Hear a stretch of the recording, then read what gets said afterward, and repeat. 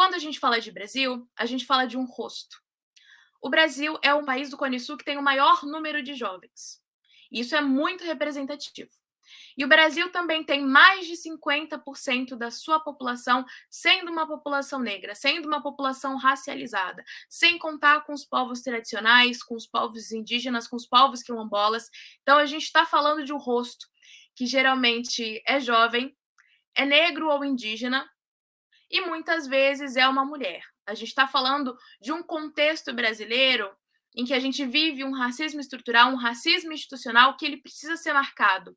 Raça e etnia são marcadores sociais muito fortes quando a gente fala das injustiças ambientais no Brasil.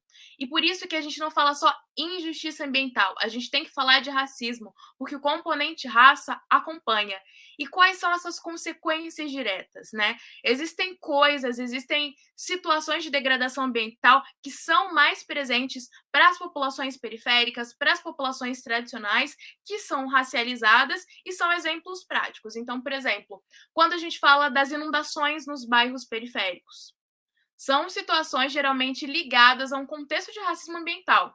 Quando a gente fala do aumento de deslizamento de terras, quando a gente fala da falta de saneamento básico, das regiões indígenas e quilombolas que não estão demarcadas, a gente fala de um contexto de racismo ambiental.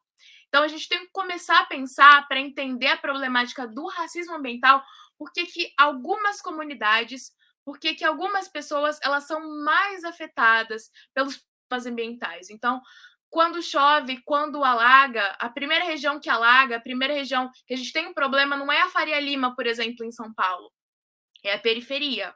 Então a gente tem que falar sobre isso. O futuro sustentável, ele depende do fim da desigualdade. Então a gente não pode falar sobre justiça ambiental sem falar do fim do racismo, sem falar do racismo ambiental e de como as relações de raça estão atreladas ao meio ambiente.